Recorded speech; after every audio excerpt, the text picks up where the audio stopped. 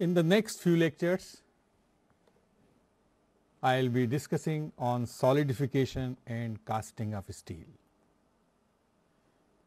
Under this, we will be discussing principles of solidification, then casting processes, and then final finishing operations. So, as such, first we start with the principles of solidification. Liquid steel is tapped from primary steel making vessel, then various operations have been done in secondary processing, inclusion modification, temperature control, whatever has been done. What are the principles of solidification? First, what is solidification? What is solidification? In fact, solidification is liquid to solid transformation, liquid to solid transformation on cooling. The reverse, solid to liquid on heating. So, solidification is liquid to solid transformation which occurs when superheat and latent heat of solidification are removed. Now, here pure metals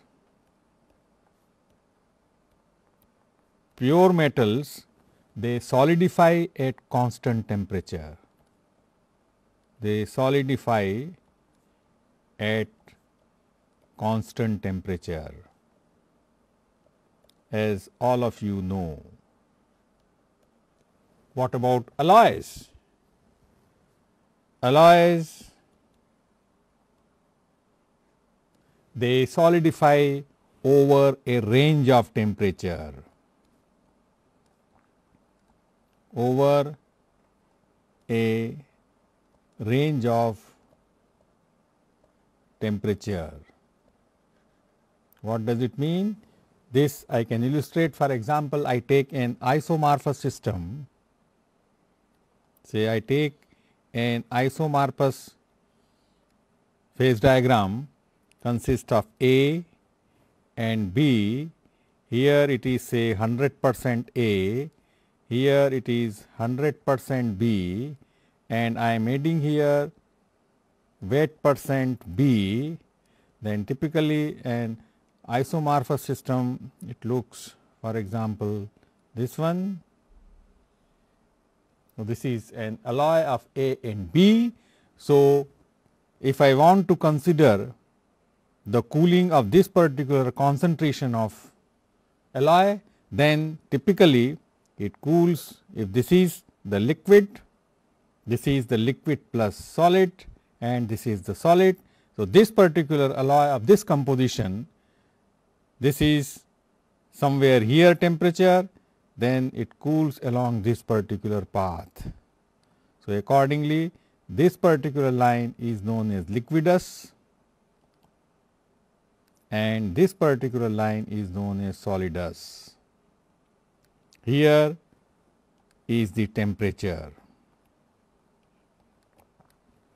So, when I say alloy solidify over a range of temperature, then a superheated liquid which is just above the melting point, say for example, here we will remove its superheat, it will touch this particular point, it will not solidify immediately on reaching the liquidus temperature, but it will take some time before it is completely solidified. So, this particular region you are seeing, this means the solidification occurs over a range of temperature, and the range of temperature consists of, this is, if this is the TL which is the liquidus temperature. So, this one is the solidus temperature. So, that is what is meant by solidification over a range of temperature. Now, on touching the liquidus line, as we cool further, what will happen? A solid will form. For example, if I consider a point at this particular region, which is the liquid and solid, that means I have cooled this alloy from this temperature to this temperature, then a solid will precipitate. A solid solution will precipitate, and so if this is the solid and this is the liquid, then this has become a solid liquid interface. So, how the solidification will proceed? It will proceed through the advancement of solid liquid interface, and as a result of this, more and more solid will form. So, it is the movement of solid liquid interface. So, now we can have either a plane front solidification, either a plane front solidification. This plane front solidification can occur when temperature, the actual temperature is greater than liquidus temperature. Now, this situation can occur when no segregation is involved. Due to segregation of solute, the liquid adjacent to the solid liquid interface is supercooled. How does it happen? As the liquid cools, the solid is formed. Then there is an solubility of the impurity in the solid as well as in the liquid. So, depending upon the solubility of the impurity in the solid, the excess solute will be rejected into the liquid. So, therefore, the liquid which is adjacent to the solid liquid interface will get enriched with the solute element, and this is called the phenomena of segregation. So, this type of say solidification, it occurs, which is called a dendritic solidification, called dendritic solidification. As a result of rejection of excess solute which gets accumulated near the solid liquid interface, a condition arises where T actual becomes less than T liquidus. If I want to show over a diagram, for example, I take this one, this is here is the temperature, and this is here distance in the liquid, distance in the liquid ahead of solidification front, ahead of solidification front. That means, if it is 0, so this particular thing is the location of solid liquid interface. So, as I move ahead of the solidification front in the liquid, then I get this condition. That means, this is the T actual and this is T liquidus. So, you are seeing up to this region, due to rejection of solute ahead solid liquid interface, up to this region T actual is less than T liquidus, that is T liquidus is greater than T actual. So, that means the liquid within this region, which is a segregated one, is said to be constitutionally supercooled, constitutionally supercooled, and this constitutionally supercooled phenomena occurs because of segregation of the solute elements, and this segregation occurs because of the solubility difference between the solid and the liquid. So, the excess solute will be rejected by the solid and the impurity will concentrate near the solid liquid interface in the liquid. So, on account of that, in that particular region up to which the segregated portion is there, the liquid is said to be supercooled, and this particular zone is also called mushy zone.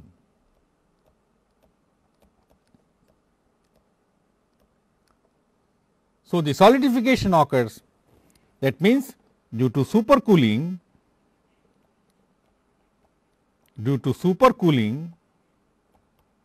what has happened? Formation of cells at the interface takes place. Formation of cells at the interface, and these cells grow rapidly. These cells grow rapidly normal to the interface in some preferred crystallographic direction at high rates of solidification. So, on account of this, the formation of primary dendrites will occur. Primary dendrites will form, and the lateral growth of primary dendrite, that is the lateral growth of primary dendrite will give us so called secondary and tertiary dendrites and tertiary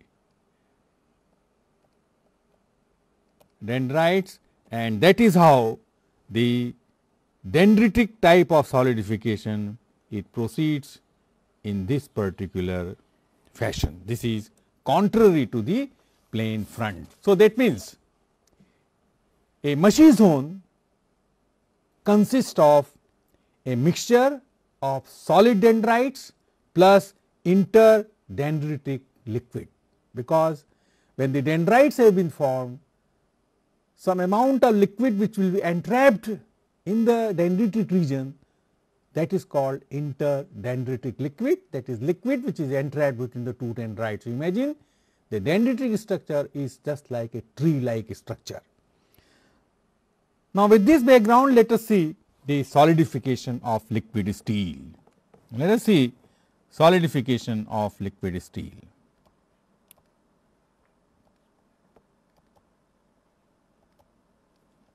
Of liquid steel.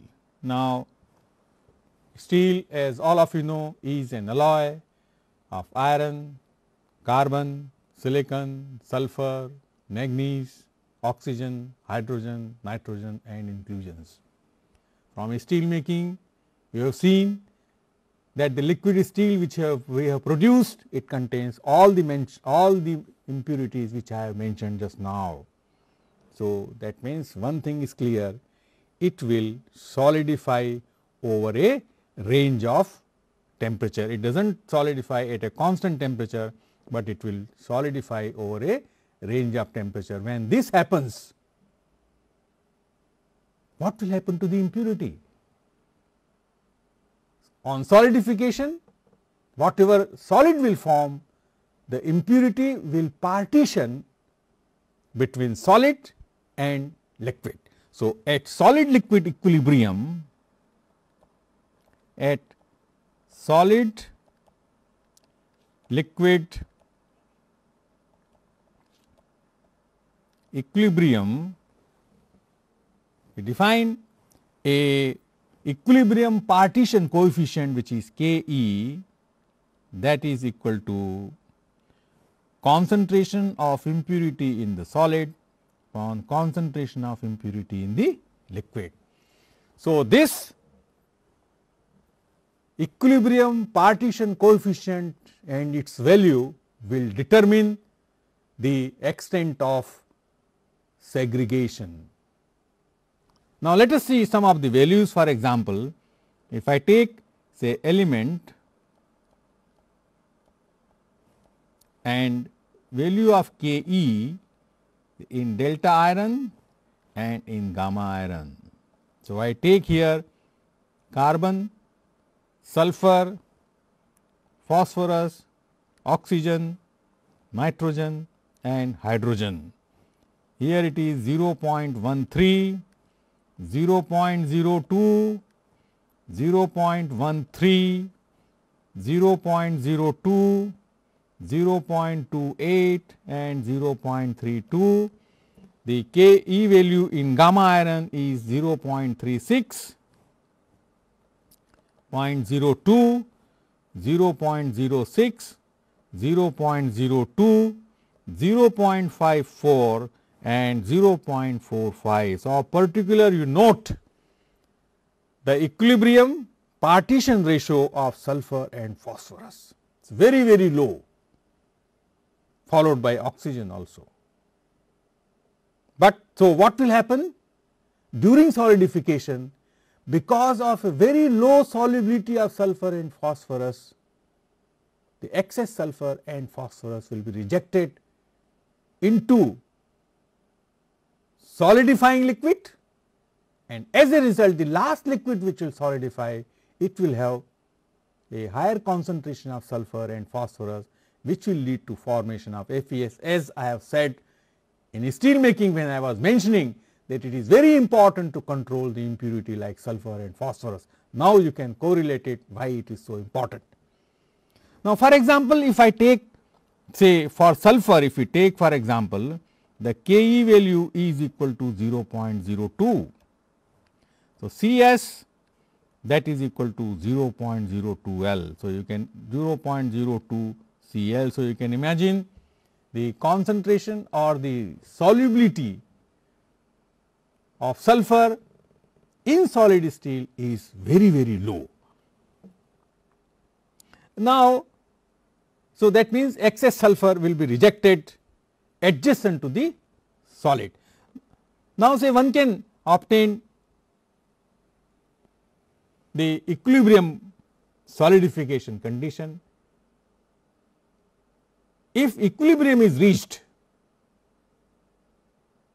then the extent of segregation will be minimized, and in order to reach equilibrium condition, one has to give very long time, because the diffusion processes in the solid is very, very extremely low as compared to in the liquid. So, considering the equilibrium solidification, it requires mixing and homogenization of composition in both liquid and solid state. Now, say if we assume that there is a complete mixing in the solid state, that is if we assume that complete mixing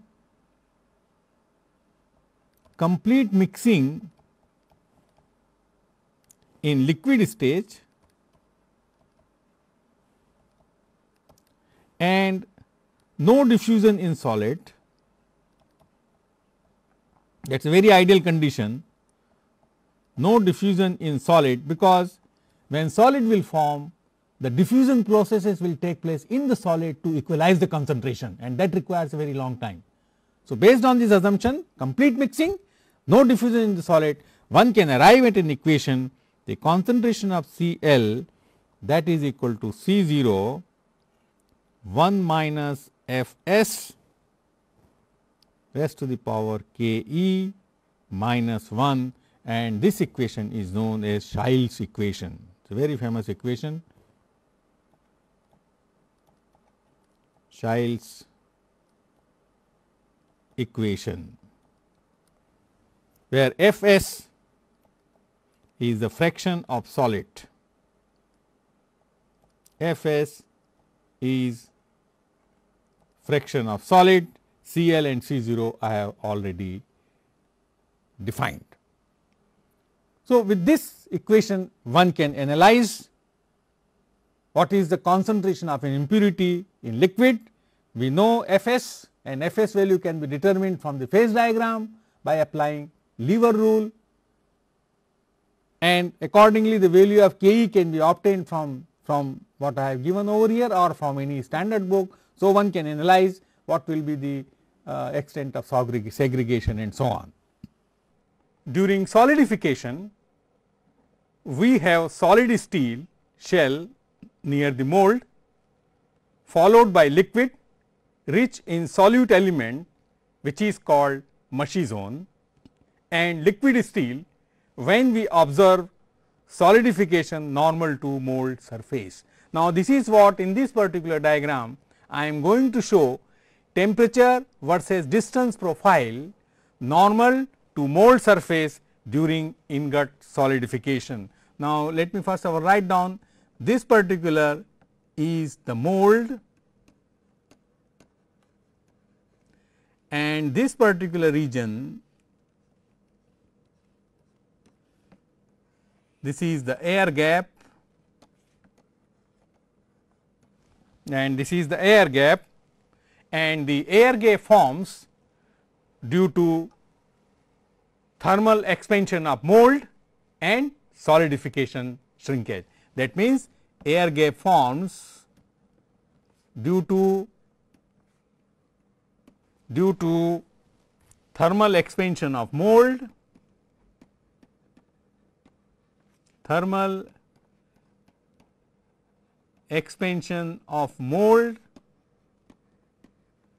and solidification shrinkage. Solidification shrinkage. So, this is the reason for formation of air gap, which is a very important phenomena in solidification, because of the differential rates of thermal expansion and solidification shrinkage, the air gap forms.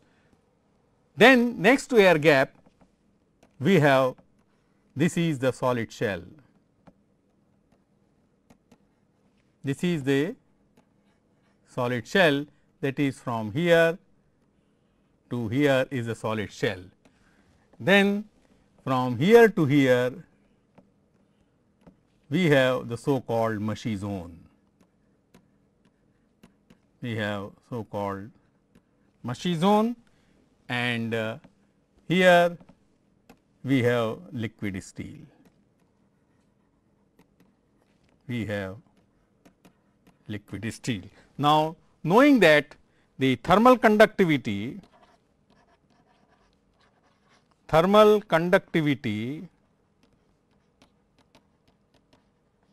of mushy zone is smaller than thermal conductivity of steel. Thermal conductivity of steel, whereas thermal conductivity of air gap, as all of us we know, thermal conductivity of air gap is much smaller than thermal conductivity of shell, solid shell. Then thermal conductivity of shell. Now, as a result, if we want to show the thermal gradient or the temperature versus distance profile in mushy zone, solid shell and mold and air gap, it can be shown something this particular way. So, first of all we have the liquid steel, it comes over here, this is the profile. Now, because the thermal conductivity of mushy zone is smaller than thermal conductivity of steel, so temperature gradient will be steeper in this mushy zone. Now, solid shell has a higher thermal conductivity, so the gradient will not be that steep, but it will be somewhat flattener. This is the thermal gradient in steel shell. Now, the most important is the thermal gradient or the steep temperature drop in the air gap, because of the very small thermal conductivity of air gap. So, the temperature drops suddenly in the air gap and then again the temperature decreases. So, that is how this particular, this is the temperature versus this distance profile shown normal to mold surface during ingot solidification, and it strongly depends upon the thermal conductivity as shown in the figure. Now, suppose if we pour a killed steel into the mold and we would like to see how the macrostructure is developed in the ingot. So, for that let us see the macrostructure of the cross section of an ingot. So, this is the blue one, blue color, that is this one, is a chilled layer.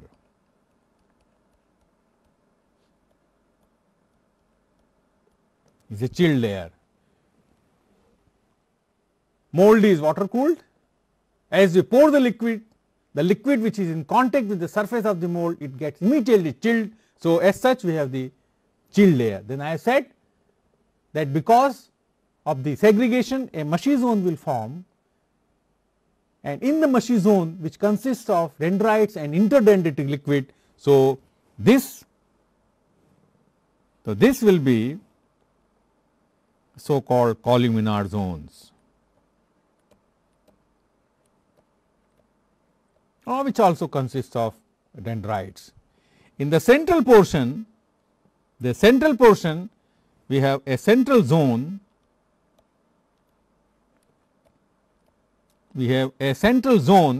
which consists of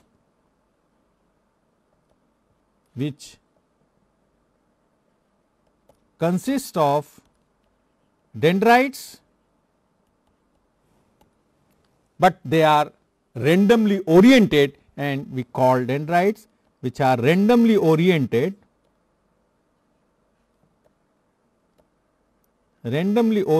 and we call equi-X zones, equi-Xed zone. So, now with this background on principle of solidification, let us see now the ingot casting. Let us see now ingot casting. The first in the casting process. Now, ingot casting is done in cast iron mold. It is done in cast iron molds. The molds can have square, round or polygonal cross section, or polygonal cross section. Typical ingot weight,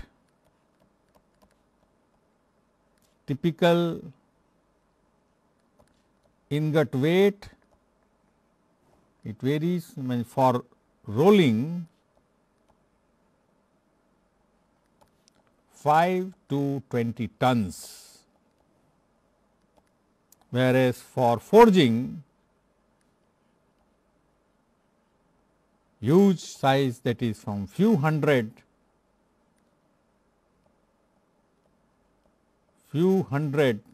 tons to as high as 300 tons. Mold design, mold design, two design, one narrow end up, narrow end up, which automatically means wide and down. That means, if I can show it over here, this is the bottom plate,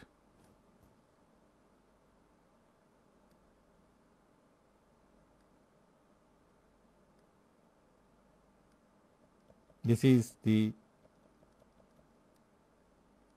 narrow end up or wide end down. Second design is narrow end down, narrow end down automatically means wide and up. If I can show over here, this is the narrow end down, this is the narrow end up. Now, the question comes, why cast iron molds? Why cast iron mold and a conical shape? Because thermal coefficient of cast iron is different from that of steel. Steel contracts more than cast iron, therefore, detachment becomes easier. Now, that is what the importance in the design. Conical shape, it facilitates ingot while pulling ingot from the mold through a crane. Now, here narrow end up molds, they are most convenient for stripping the ingot after solidification. So, that is what the answer for why cast iron molds and why there is a conical shape, because of the easier stripping of the ingot from the mold after solidification. Another important thing, that inner walls of the mold, inner walls of the mold are coated, they are coated by tar oblique fine carbon. Again the question is why.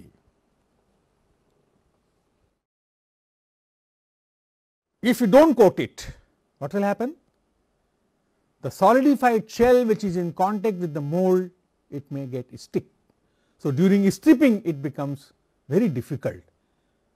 The coated material, it decomposes, which prevents sticking of solidified ingot on the mold surface. So, that is what why inner walls of the mold are coated by some coating material. Next thing, teaming.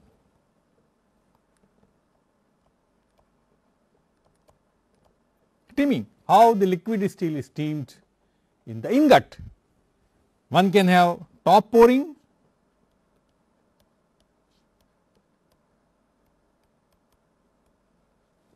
bring a ladle, put it on top of the ingot, slide gate is opened, the liquid steel is steamed into the ingot, and that is the top pouring. Another is say bottom pouring.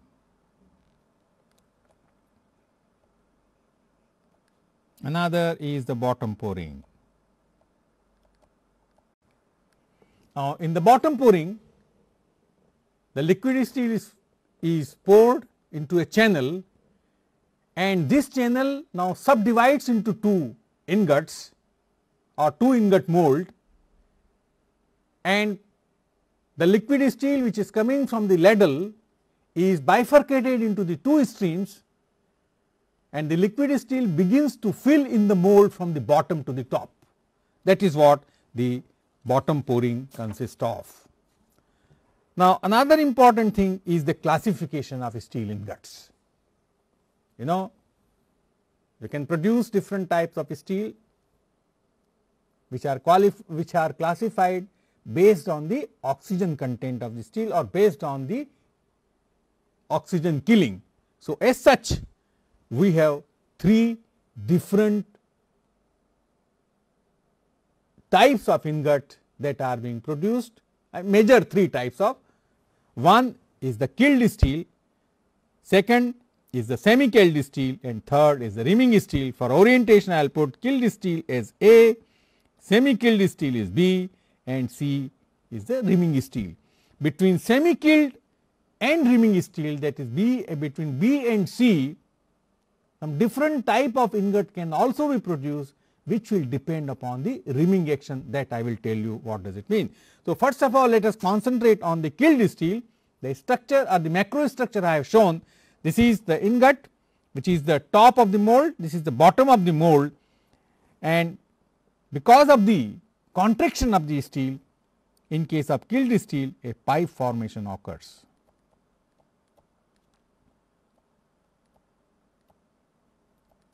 Now, this pipe formation is because of the contraction of steel. The steel which will be last to solidify, the amount of steel is not sufficient to meet the contraction which has occurred during solidification. Hence, the topmost part of the ingot has a pipe or a shrinkage cavity which has to be scarfed during processing. So, this is about the macro structure of killed steel. Now, in semi-killed steel, the steel is not killed completely. Part of the oxygen is left over. So, on solidification, whenever the solubility between the carbon and oxygen arrives, the carbon monoxide bubble forms, and hence the macrostructure of the semi-killed steel is characterized by these are the so called blowholes. And these blowhole forms when 60-70% of the steel is solidified, because oxygen content is still not sufficient so that it can form right from the beginning. The steel is also not fully killed. C is the rimming steel. Now, in the rimming steel, no deoxidation is done. Because of the reaction between carbon and oxygen that occur during solidification, large amount of carbon monoxide bubbles are generated during solidification. These bubbles may eject the droplets, and the droplets fall back into the liquid steel, they bring oxygen. So, on account of that, there is large amount of CO that can be entrapped. So, these are the blowholes. Now, because of the formation of CO, and this is called rimming action. Now, I can use the term rimming. Because of the rimming action, the gradients will be minimized, and the steel which is solidifying in contact with the mold, it is a very clean steel which is free from segregation, and this sort of a layer which is just close to the wall of the mold, this is the clean metal. The clean metal. Now, let me write down the characteristics of all these ingots. Now, first is the killed steel. Now, here oxygen is killed,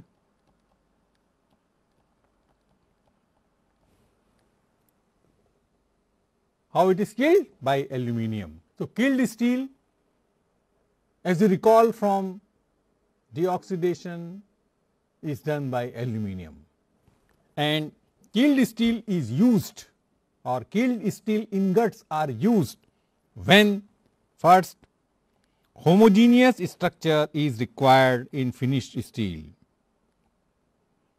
Homogeneous structure is required in finished steel. That is the number 1. Number 2, typically alloy steels, forging grade steels, and steels for carburized type, they are produced as a killed steel ingots. certain extra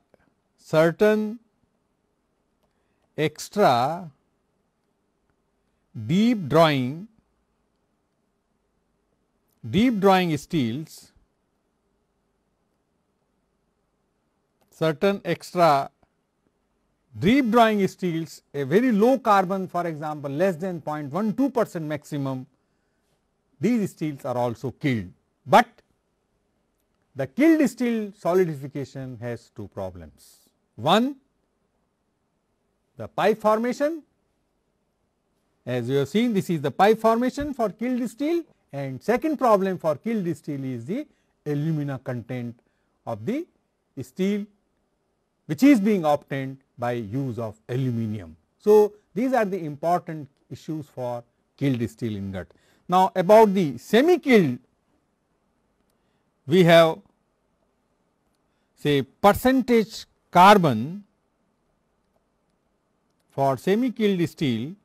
The percentage carbon is in between 0.15 to 0.3%. Now, here you must be wondering why there is no solidification, shrinkage or pipe formation is occurring, though steel is semi killed. It is not killed with aluminum, maybe by silicon and manganese.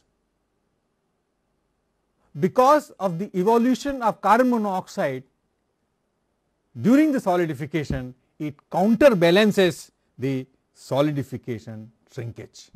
So, in killed steel there is no CO evolution, because there is no oxygen over there.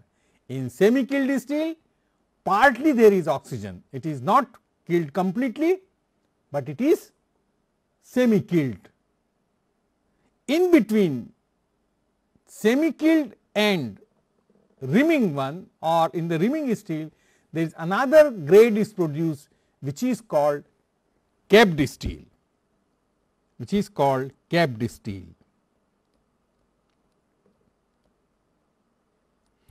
In the capped steel, it is the variation of rimming steel practice. The rimming action is allowed to begin in the beginning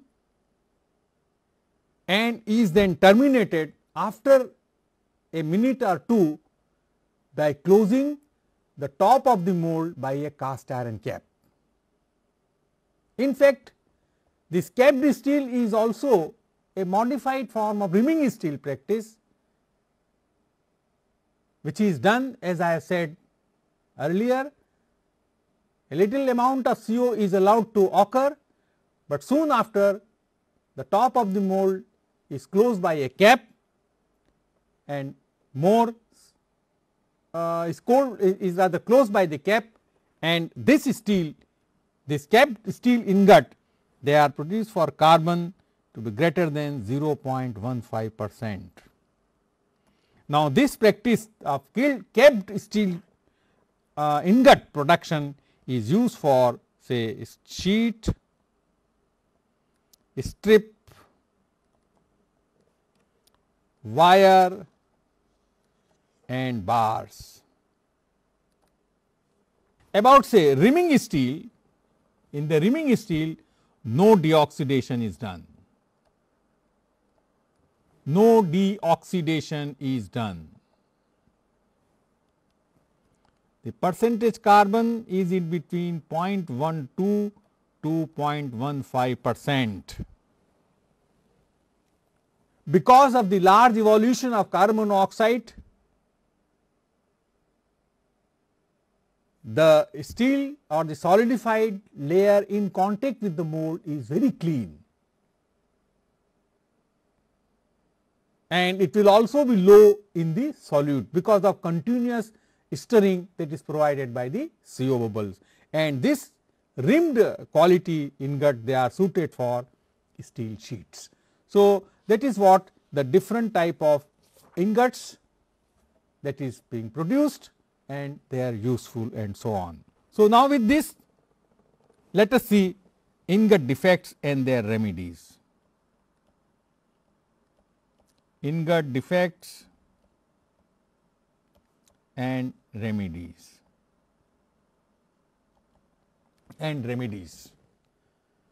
Now, the first ingot defect is pipe.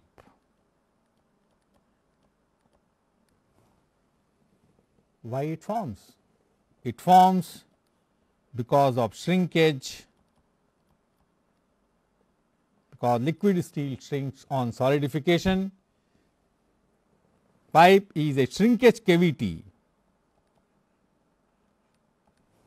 which is formed at the top of the killed steel ingot. Mind you, it forms only in the killed steel. What is its effect? What is effect?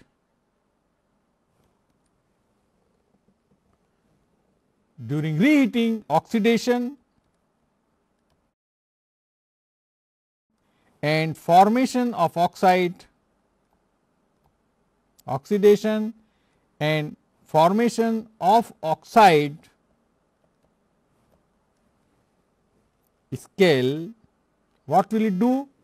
It will prevent welding during hot rolling, because when you hot roll it, oxide scale is very brittle. So, the welding will not occur. Hence, pipe portion of the killed steel ingot has to be rejected. How to eliminate?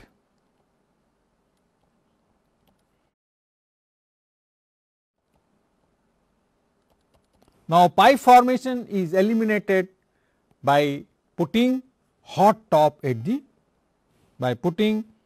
hot top at mold top. So, what is hot top? The hot top keeps the ingot top hot and molten for a longer period. As a result, liquid steel from top compensates the shrinkage which has occurred during solidification. So, that is what in fact hot top is. That means, top of the ingot is kept hot, so that the liquid steel remains molten for a longer period.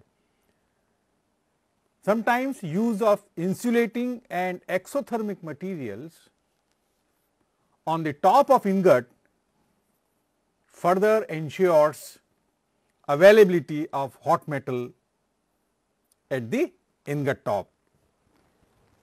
Pipe formation, in fact, pipe formation which occurs due to shrinkage of liquid steel on solidification, it can be minimized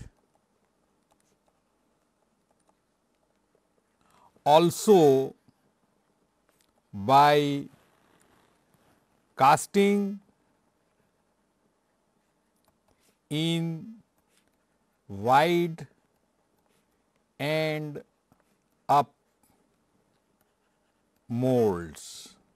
That means, there are two ways in which it can be done. One way by hot top, another way is to casting in wide and up molds. By casting in wide and up molds, what happens? The pipe, though it will form, or the shrinkage cavity will form, but it will form at the top, it is shallow and wider in nature. So, I show you by way of a sketch. In the figure A narrow end up mold is used for casting. So, you see this is the ingot top, and because of the solidification shrinkage, the pipe formation extended deep into the ingot, and this is in fact the primary pipe,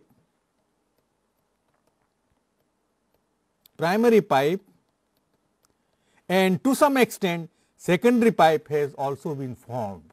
Now, if I take wide end up mold, in the wide end up mold you can see this is now the pipe formation, and pipe formation is now occurring at the top of the ingot, and you see also it is shallow in nature and little wider in nature. So, you can use more amount of ingot as compared to when casting is done in narrow end up. Now, if I provide a hot top, so this is the hot top,